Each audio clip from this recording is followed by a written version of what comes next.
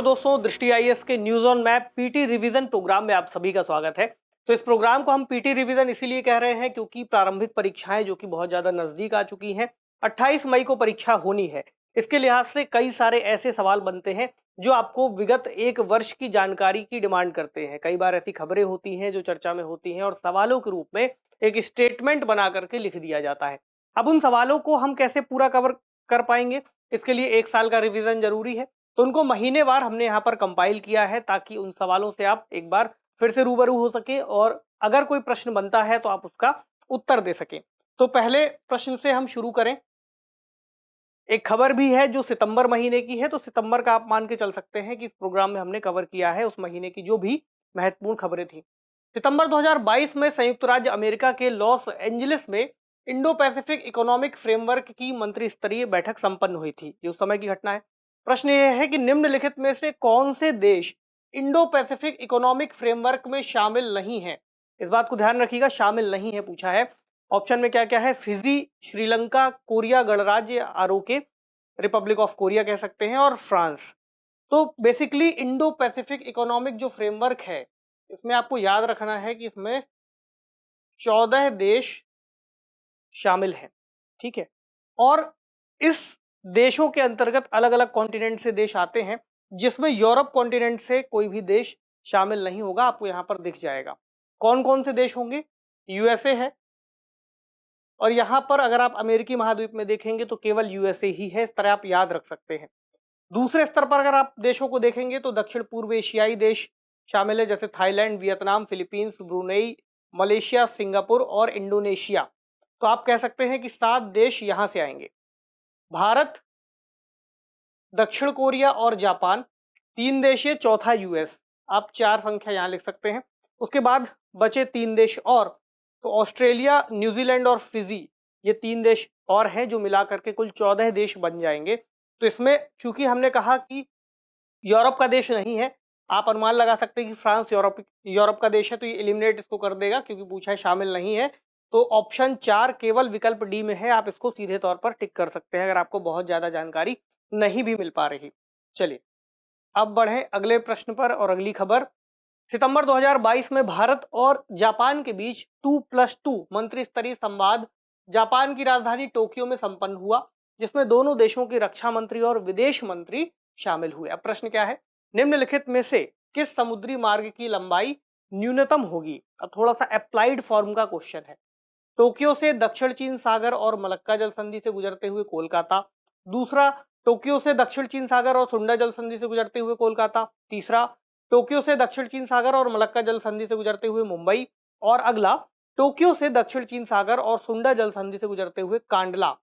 तो आप बेसिकली अगर 2 चीजों को यहां पर समझ पाएंगे कि टोक्यो की लोकेशन कहां पर है, टोक्यो जापान में है, तो अगर कोई इस रास्ते से आएगा दक्षिण चीन सागर से, चूंकि चारों ही जो ऑप्शन है उसमें दक्षिण चीन सागर दिया है, तो अगर कोई दक्षिण चीन सागर वाले रास्ते से आएगा, यहां वाले रास्ते से टोक्यो से होता हुआ, टोक्यो यहां है, ठीक है, इस रास्ते से अगर आता है तो उसको जाना है कहां पर?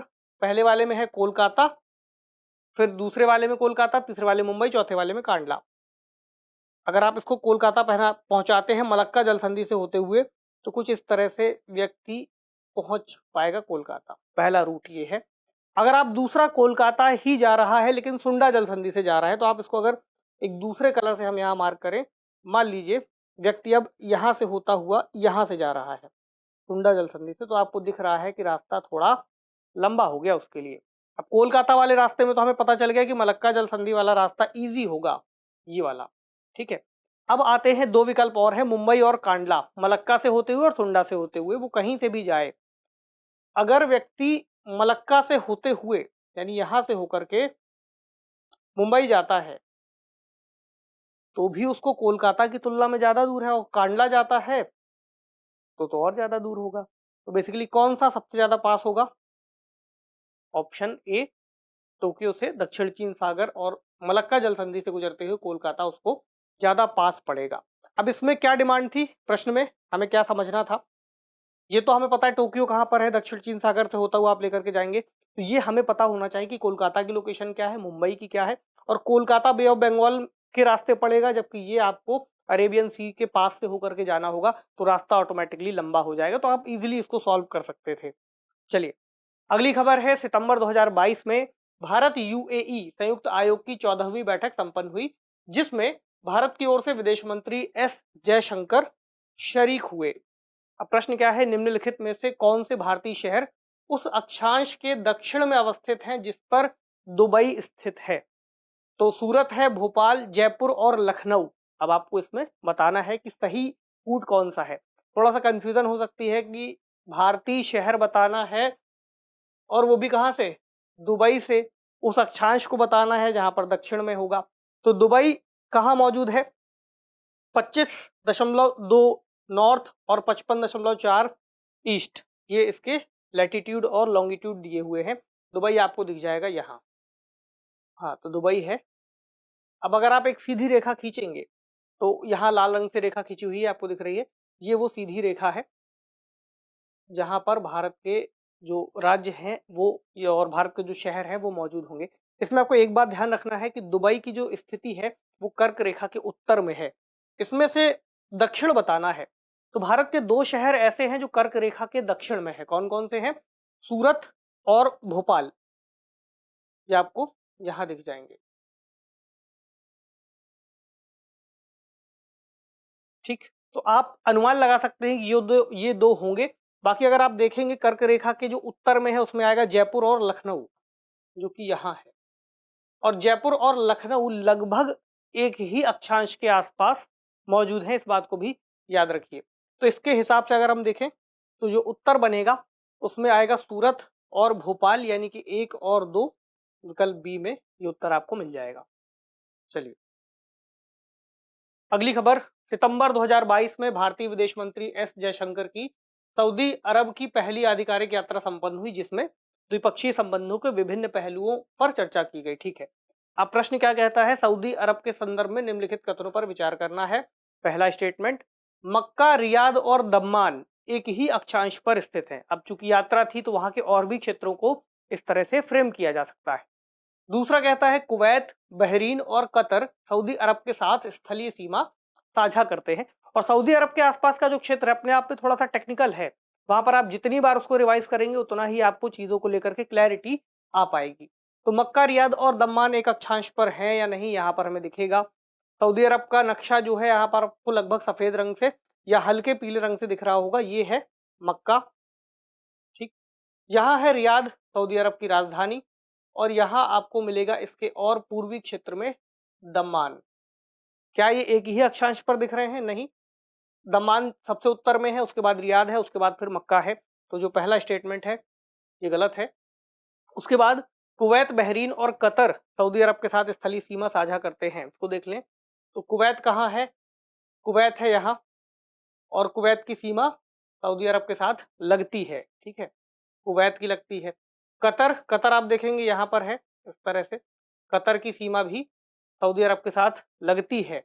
तीसरा है बहरीन, तो बहरीन की सीमा, बहरीन यहाँ पर है, एक छोटा सा आइलैंड टाइप का, तो उसकी सीमा डायरेक्टली इससे नहीं लगती, वहां पर एक कृत्रिम रूप से यानी मानव निर्मित पुल बनाया गया है जो दोनों को जोड़ता है। लेकिन चूंकि सीमा की बात है इसलिए सीमा नहीं लगेगी, यहाँ आपको स्पष्ट रूप से दिख जाएगा बहरीन का जो पूरा एरिया है इस तरह से मौजूद है। तो यहाँ पर बहरीन की राजधानी है मनामा, इसको भी याद रखिएगा, बहरीन की राजधानी भी अक्सर चर्चा में बनी रहती है। तो ये वाला भी हो जाएगा गलत। तो कौन सा कथन सही पूछा गया है, ना तो 1 और ना ही 2, दोनों ही कथन सही नहीं है। अगली खबर, श्रीलंका की खराब आर्थिक स्थिति के बीच सितंबर 2022 में श्रीलंका और आईएमएफ के बीच ऋण संबंधित समझौता संपन्न हुआ है। ये खबर भी चर्चा में बहुत ज्यादा बनी हुई थी। प्रश्न क्या है, निम्नलिखित कथनों पर विचार कीजिए। पहला, श्रीलंका केवल म्यांमार एवं मालदीव के साथ समुद्री सीमा साझा करता है। दूसरा, श्रीलंका की सबसे बड़ी नदी महाबेली हैटन के पठार से निकलती है। पहला वाला स्टेटमेंट जरा गौर से देखिए, दिया हुआ है श्रीलंका केवल म्यांमार और मालदीव के साथ समुद्री सीमा साझा करता है। उम्मीद है कि आप लोगों को इसका उत्तर पहले स्टेटमेंट का पता चल पा रहा होगा कि अगर हम मान भी लें कि म्यांमार और मालदीव के साथ सीमा साझा करता है लेकिन केवल नहीं करता, क्योंकि यहाँ पर अंडमान आइलैंड भी है और यहाँ पर भारत की जो प्रायद्वीपीय भूमि है वो भी मौजूद है। तो भारत का नाम तो आना ही चाहिए, ये हो जाएगा गलत। दूसरा, श्रीलंका की सबसे बड़ी नदी की बात है, महाबेली नदी हैट्टन के पठार से निकलती है, ये भी देखें।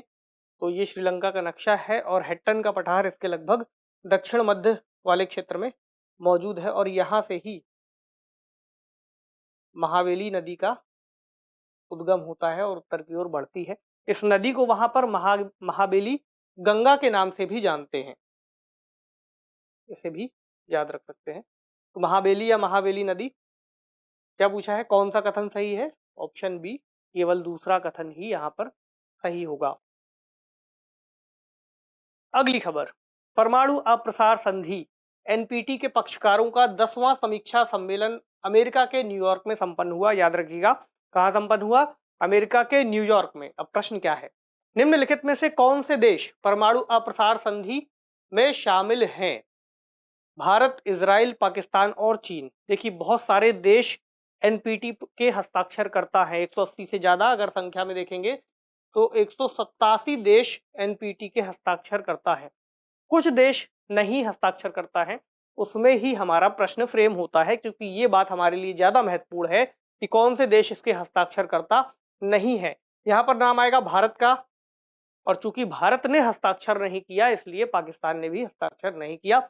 भारत का मानना यह है कि हम उन देशों की प्रभुता को क्यों माने जो परमाणु संपन्न है, या तो हमारे भी परमाणु जो हथियार है या परमाणु क्षमता है उसको रिकॉग्नाइज किया जाए, अदरवाइज सभी लोग परमाणु जो सब क्षमता है उसको समाप्त करें, उसके बाद ही इस पर हस्ताक्षर होगा।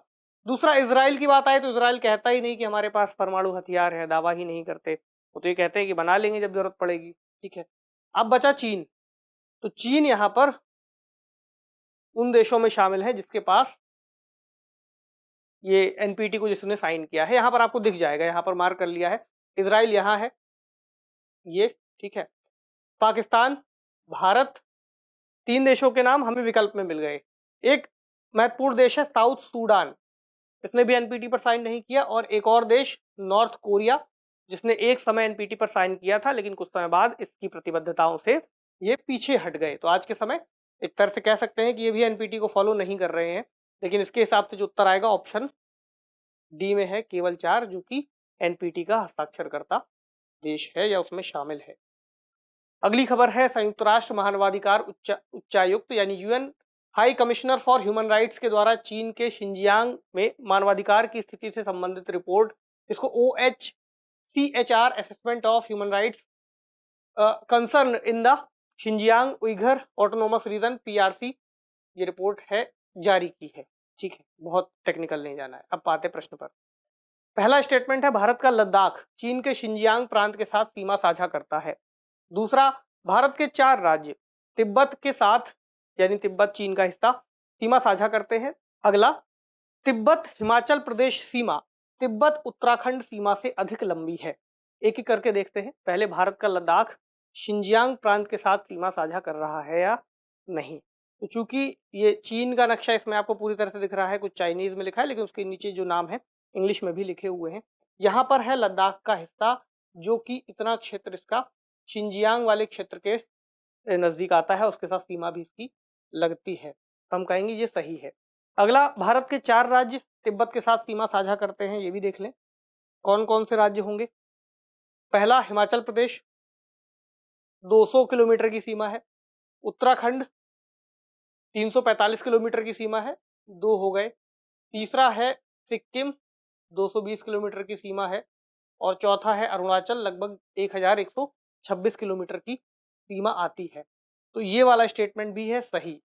और तीसरा स्टेटमेंट अभी हमने जो पढ़ा है वहां उससे ही संबंधित है कि तिब्बत हिमाचल प्रदेश की सीमा तिब्बत उत्तराखंड की सीमा से अधिक लंबी है। तो क्या आपको यहाँ लग रहा है कि तिब्बत हिमाचल प्रदेश वाली तिब्बत उत्तराखंड से अधिक लंबी है? नहीं है, वो लगभग 200 किलोमीटर के आसपास है और ये लगभग 345 किलोमीटर के आसपास का एरिया है। तो ये हो जाएगा गलत। सही कौन से हैं? 1 और 2, हमें सही कथन ही बताने हैं। ऑप्शन बी में उत्तर है दोनों ही कथन, यानी कि पहला और दूसरा केवल सही है, बाकी तीसरा वाला गलत है। अगली खबर, सितंबर 2022 में रूस के व्लादिवोस्तोक में 7वें पूर्वी आर्थिक मंच यानी ईस्टर्न इकोनॉमिक फोरम की बैठक का आयोजन उस समय किया गया था। तो भारतीय प्रधानमंत्री ने इसे वर्चुअल माध्यम से संबोधित भी किया था। अब चूंकि व्लादिवोस्तोक एक जगह का नाम है, चर्चा में हो सकती है। व्लादिवोस्तोक के संदर्भ में निम्नलिखित कथनों पर विचार कीजिए। पहला, यह रूस के सुदूर पूर्व में स्थित सर्वाधिक महत्वपूर्ण शहर है। दूसरा, यह ट्रांस साइबेरियन रेलवे का पूर्वी टर्मिनल भी है। तीसरा, यह ओखोत्स्क सागर के तट पर बसा हुआ है। अब हो सकता है अगर आपने इसके बारे में पढ़ा हो तो कुछ स्टेटमेंट इसके सही लग रहे होंगे, तो पॉज करके एक बार आप इसको ना वो कर लीजिए कि कौन सा उत्तर इसका सही हो रहा है, आपसे कितना सही निकल रहा है। अब आते हैं हम एक्सप्लेन करते हैं इसको। तो रूस के सुदूर पूर्व में स्थित सर्वाधिक महत्वपूर्ण शहर है। कहाँ है व्लादिवोस्तोक? ये रशिया का इतना बड़ा जो मानचित्र है, भूभाग है, दिख रहा है। हालांकि इतना बड़ा नहीं होता, जब नक्शे को हम सीधा करके खोलते हैं तो कुछ ज्यादा बड़ा दिखाई देता है। ये है व्लादिवोस्तोक यहाँ पर, तो सुदूर पूर्व में मौजूद है, महत्वपूर्ण शहर है, स्टेटमेंट सही है। अगला, यह ट्रांस साइबेरियन रेलवे का पूर्वी टर्मिनल भी है, तो ये बात भी सही है। यहाँ से ट्रांस साइबेरियन रेलवे निकलता है जो जाता है मॉस्को तक, और मॉस्को के बाद भी इसको एक एक्सटेंशन दिया गया है सेंट पीटर्सबर्ग तक। इस बात को भी याद रखिएगा, तो ये वाला भी सही है। अगला क्या है कि यह ओखोत्स्क सागर के तट पर बसा हुआ है। ये स्टेटमेंट सही नहीं है, क्योंकि व्लादिवोस्तोक बसा हुआ है सी ऑफ जापान, यानी जापान सागर के तट पर। ओखोत्स्क सागर आपको यहाँ पर मिलेगा। ये वाला स्टेटमेंट ऐसा हो सकता है जो आपको कंफ्यूज कर दे और आप इसका गलत उत्तर मार्क कर दे, आप इसको सही लग सकता है कि वहीं पर होगा, लेकिन ये ध्यान रखिए जापान सागर है यहाँ पर, ना कि ओखोत्स्क सागर। ये है गलत। 1 और 2 जो कि सही है, ऑप्शन बी में दोनों ही कथन दिए हुए हैं। चलिए, अब है ऑस्ट्रेलियाई मौसम विज्ञान ब्यूरो और विश्व मौसम विज्ञान संगठन जैसी विभिन्न वैश्विक एजेंसियों ने साल 2022 में ट्रिपल डिप ला नीना नामक परिघटना की पुष्टि की थी। क्या दिया हुआ है प्रश्न में? अल नीनो और ला नीना जैसी मौसमी परिघटनाओं का संबंध किस महासागर से है? अगर आपको याद होगा तो ला नीना का जो ट्रिपल डिप वाला इम्पैक्ट था, इसको हमने इन फोकस प्रोग्राम में कवर किया था। उसके बाद भी ला नीना जब खत्म हो रहा था, इसकी वजह से जो गर्मी के इम्पैक्ट बढ़ रहे थे, उसको भी हमने कवर किया था। तो उम्मीद है कि आप इस प्रश्न का उत्तर दे पा रहे होंगे। हालांकि जो उत्तर देना ही है, तो ऑप्शन बी इसका उत्तर होगा। प्रशांत महासागर क्षेत्र से ये परिघटना संबंधित है, और एक वॉकर सर्कुलेशन है जो पूरे क्षेत्र को प्रभावित करता है, और ला नीना की स्थितियां या एल नीनो की स्थितियां जब बनती हैं तो वो सर्कुलेशन बिगड़ता है। यहां पर एक बार देख ही ले, तो एक सामान्य ईयर में अगर आप देखेंगे तो स्थितियां कुछ ऐसे होती हैं जहां पर ईस्ट और वेस्ट, तो हम कहें कि व्यापारिक पवनें इधर की ओर चलती हैं और गर्म जल को पश्चिम की ओर लेकर के जाती हैं। जब गर्म जल उधर की ओर जाएगा तो ठंडा जल इधर की ओर आएगा, इसको अपवेलिंग बोलते हैं, इसको डाउन वेलिंग बोलते हैं। इस सामान्य परिघटना में जब गर्म जल इस ओर जाएगा तो यहाँ पर बनेगा लो प्रेशर। जब यहाँ पर लो प्रेशर बनेगा तो गर्म हवाएं ऊपर की ओर उठेंगी, और जो एक सर्कुलेशन होगा बारिश का कुछ इस तरह से होगा, इस क्षेत्र में बारिश होगी। अगला जो होगा यहाँ पर बनाएगा हाई प्रेशर और यहाँ पर बनाएगा लो प्रेशर, तो यहाँ का भी एक सर्कुलेशन कुछ इस तरह से बन जाएगा। तो जो ला नीना का इम्पैक्ट है वो इसी स्थिति को बढ़ा देता है। ये अभी हमने सामान्य परिघटना की चर्चा की, और ला नीना का इम्पैक्ट इसको बढ़ा देगा। तो हम कहेंगे जो मानसूनी प्रभाव होगा वो भारत के क्षेत्र में ज्यादा पड़ेगा। तो ला नीना का प्रभाव भारतीय मानसून के लिए अच्छा माना जाता है। अगर आप एल नीनो कर देंगे, इसका उल्टा कर लीजिए, तो जो गर्म जल धाराएं हैं वो इस ओर जाने लगती हैं और पेरू के तट के पास मौजूद होती हैं, जिस वजह से यहाँ पर वर्षा का पैटर्न प्रभावित होता है, और भारत के लिए गर्म दिनों की संख्या बढ़ सकती है और सर्द या ठंडियों के दिन कम हो जाते हैं। ये भारतीय मानसून पर भी प्रभाव है और वर्षा पर भी इसका प्रभाव पड़ता है। उत्तर आपने देख लिया, ऑप्शन बी प्रशांत महासागर, क्योंकि ये वाला जो क्षेत्र है पैसिफिक एरिया, इसका जो प्रोमिनेंटली अगर हम देखेंगे सबसे ज्यादा प्रभावित इस क्षेत्र को ये करता है। बाकी तो इम्पैक्ट बाकी रीजन पर भी होते हैं। चलिए, अगली खबर है, साल 2022 के मानसून में भीषण बाढ़ के बाद पाकिस्तान के द्वारा विश्व के विकसित एवं धनी देशों से जलवायु क्षतिपूर्ति की, यानी कि क्लाइमेट रिपरेशन की मांग की गई। अब युग्म दिए हुए हैं, उसमें नदियों की युग्म है और दोआब के नाम हैं। आपको ये बताना है कि कौन कौन से युग्म यहाँ पर सुमेलित हैं। पहला है झेलम चिनाब, आगे दिया हुआ है जेच, आगे है चिनाब और रावी रेचना, उसके बाद रावी और ब्यास बारी, फिर ब्यास और सतलुज बिस्ट। देखिए, इसको वैसे आप याद करने बैठेंगे तो हो सकता है भूल जाएं, नाम से थोड़ा सा याद कीजिएगा। बाकी ये सभी विकल्प सही है, चारों ही सुमेलित हैं। झेलम चिनाब, झेलम और चिनाब, जेच कह दीजिए, सही है। रेचना में आप कह सकते हैं कि रावी और चिनाब या चिनाब और रावी, सही है। अगला है रावी और ब्यास, बारी लिखा हुआ है तो कह सकते हैं ब्यास और रावी। उसके बाद दिया हुआ है बिष्ट या बिस्त, तो ब्यास और सतलुज, ये भी सही है। अब आपको यहां दिख जाएंगे ये सभी, तो बिष्ट दोआब, सतलज और ब्यास, बारी यहाँ पर ब्यास और रावी, उसके बाद रेचना, रावी और चिनाब, उसके बाद जो है जेच, झेलम और चिनाब। अब एक का आपको और जवाब देना है, कमेंट सेक्शन में लिखिए कि सिंध सागर दोआब किसके किसके बीच में है। ये थोड़ा सा नाम अलग है, उस तरह से नहीं है, लेकिन आपको यहाँ पर तो दिख ही रहा है, इसको आप बोल सकते हैं या फिर लिख सकते हैं। इसको बताइए कि ये कौन सा है। ठीक है, तो ये ऑप्शन डी इसका सही उत्तर है। अगली खबर, सितंबर 2022 में केंद्रीय पर्यावरण, वन और जलवायु परिवर्तन मंत्रालय द्वारा एक अधिसूचना जारी की गई। इसके अनुसार थर्मल पावर प्लांटों के लिए प्रदूषण नियंत्रण तकनीकों को स्थापित करने और नए उत्सर्जन मानदंडों के अनुपालन की समय सीमा बढ़ा दी गई। न्यूज बहुत इंपॉर्टेंट उस तरह से नहीं है। निम्नलिखित ताप विद्युत केंद्रों को उत्तर से दक्षिण के क्रम में व्यवस्थित कीजिए, ये महत्वपूर्ण हो सकता है, ये पूछा भी जा सकता है। कौन कौन से हैं? रामगुंडम ताप विद्युत केंद्र, कहलगांव ताप विद्युत केंद्र, एनटीपीसी सिम्हाद्री और अगला है एनटीपीसी कोरबा। एक एक करके देखें इन्हें, क्रम क्या बनता है, क्या पूछा है? उत्तर से दक्षिण, कुछ ऐसा।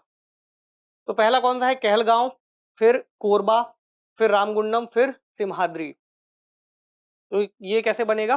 पहला है कहलगांव, उसके बाद है कोरबा, उसके बाद है रामगुंडम और उसके बाद है फिर सिम्हाद्री।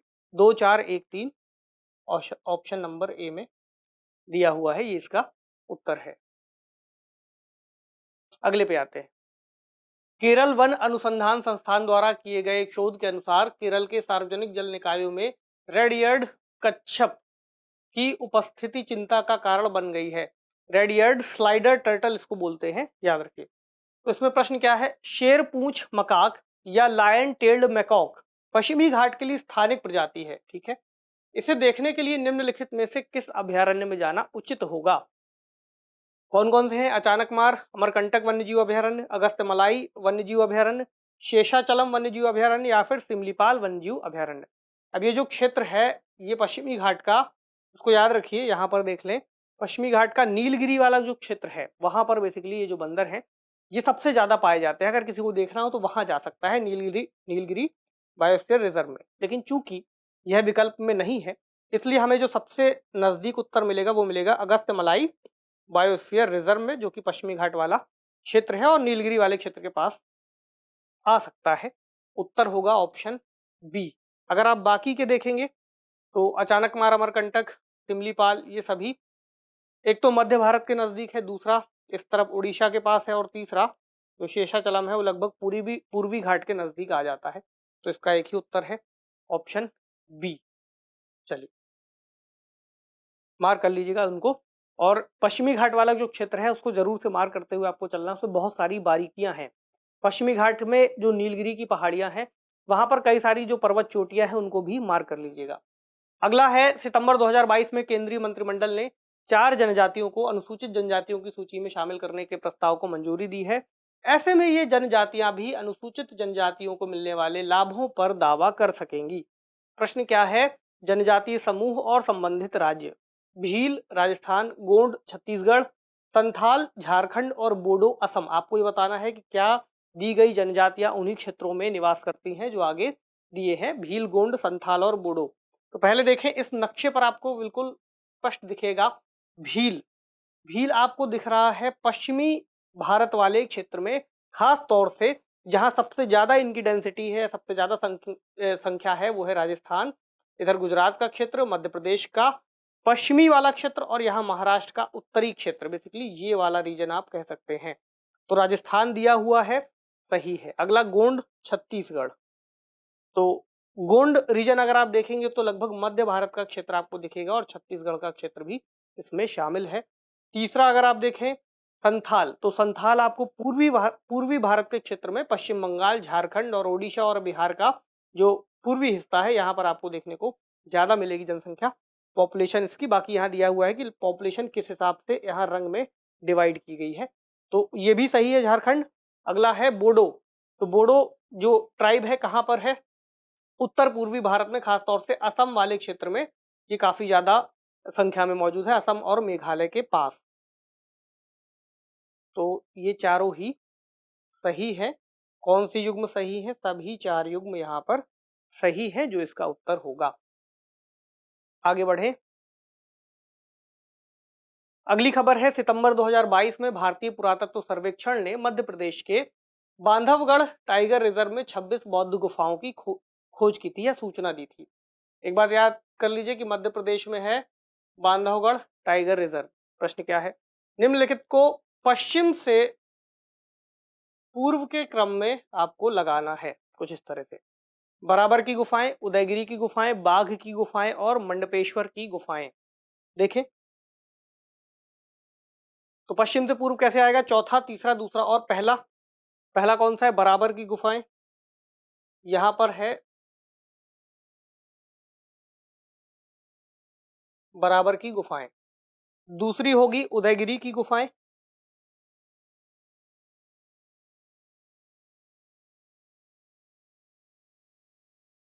तीसरी है बाघ की गुफाएं मध्य प्रदेश में।